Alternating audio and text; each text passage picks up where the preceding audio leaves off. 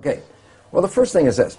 The work showed that your mind's perception of the world changes your biology, the chemistry of your body, which changes your cells. And I said, okay, so if you control how your mind operates, then you can control your chemistry. But then here's where the problem comes from. There's two parts to the mind. The conscious mind, which has your personal identity, your spirit, your source attached with it, is a creative mind. The conscious mind can see into the future, can review the past, solve problems. The subconscious mind, the other mind, is more of a habit mind. That's when you learn how to do something, and once you learn how to do it, you don't have to think about it, it's automatic. Well, most of us walk around in the world thinking that we're running our lives with our creative mind. And I'd say, Emmett, what do you want out of your life? And you would say, oh, I want to be healthy, I want to have great relationships, and then you try to say, I'm running my life with these beliefs. But science has now revealed that we only run our lives with our conscious mind at most about 5% of the time. So we're running on these subconscious programs? 95% of the time. Okay. And then the issue is, so where'd you get the fundamental programs that you operate from? And here's the thing I learned is that it's in the first 6 years of our lives that the brain is in a functional state, an EEG state, the electrical activity, that is not even in consciousness. A child doesn't even reach conscious brain function until about 6. So the first 6 years of your life, your brain function is lower frequency. It's called theta, which is like a hypnagogic trance, a hypnosis. So the first 6 years of your life, you're like a television camera, recording everything around you, everything you observe, just going in from your observations into your programming. So we acquire beliefs and attitudes and behaviors, not from ourselves, but from our parents and our family and our community. These become the fundamental beliefs. A very interesting point. The Jesuits were very proud. They would say, give me a child until it's 6 or 7 and it will belong to the church for the rest of its life. What they were saying was what they knew, which science is now finding out. The first 6 years are programming. Yes. And whatever program you get, that will be the rest of your life. So that's why they said, just give me the first 6 years. And it turns out they were precise. The first 6 years is download a program, and that's when you get your behaviors from those around you.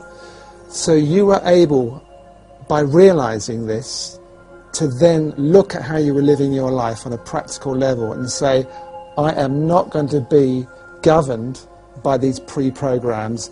I am going to live my life in a more conscious way. Am I oversimplifying this? Yeah, that's a fundamental statement of how it works, but it's not as easy as, I've just changed my thinking about it. It's like, well, because as the thinking is not that much in our control. The brain is operating, as I said, 95% from the subconscious. But how did you actually then get results in a relatively short space of time? Well, the first thing, how does the subconscious learn? And that's a very critical thing. The conscious mind can learn from reading a book. So the subconscious mind can read a self-help book, and you go, wow, that sounds really great. And then you find you read the book, but your life is still the same. And it turns out, why? And the answer is because the subconscious mind is more of a habit mind, things that you repeat over and over again. Yes. So the reality is, if you can stay conscious, be present, and when those negative thoughts come in our head, and psychologists tell us 70% of the time, the thoughts that are going through our head are negative and redundant, so the same negative thoughts are going through. If you could stop those thoughts, if you could hear them as they come through, like, oh, that's not going to work, or this will never happen, those kinds of thoughts. If you can hear them and stop them consciously, say, no, change the belief right there, just give the more positive thing. As you repeat this more frequently and you keep repeating it, the subconscious mind begins to learn. So as a habit, if you stay conscious, and you have to work at it, and here's why people say, well, how come only 5% from conscious mind, 95% from subconscious? Because the conscious mind can think into the future and think into the past and solve problems. Then think about it yourself. Most of the time, you're thinking about something. Well, if you're thinking, you're using the conscious mind. Well, if you're using the conscious mind for thinking, then who's running the show? And the answer is, when you're not paying attention and you're thinking about what I'm going to do tomorrow, your subconscious is running the show. So you used the words, be present. Be present. Which be mindful. We hear a lot. So be mindful, which really means be aware of what's going on. So you get an automatic reaction, you're aware of that, and you say, I don't want to go there, that's an old pattern, and you look at a new way to be in that situation. Exactly. And you have to repeat it over and over again, because if you think, well, I got mad at myself yesterday because I repeated that same stupid thing, and I got mad again today because I repeated the same stupid thing, and then people give up because they get frustrated. And it's like, no, it's a habit. So you have to every day, but ultimately you can repeat it. Yet there are, fortunately now, very many new healing modalities that can help you rewrite the subconscious beliefs much faster. So I get very excited because some of this may take work for people because you have to really be present, and yet we're so bombarded with information and our lives are so busy that our conscious mind is almost always wandering, trying to resolve issues and problems and things we have to work out, which then means the subconscious mind is running the show. Yeah. And it's very interesting because most people will be very familiar with this story. I tell it to my audiences and they all laugh because they're familiar with it. And I say, look, you have a very close friend. You know your friend's behavior. And you happen to know your friend's parent.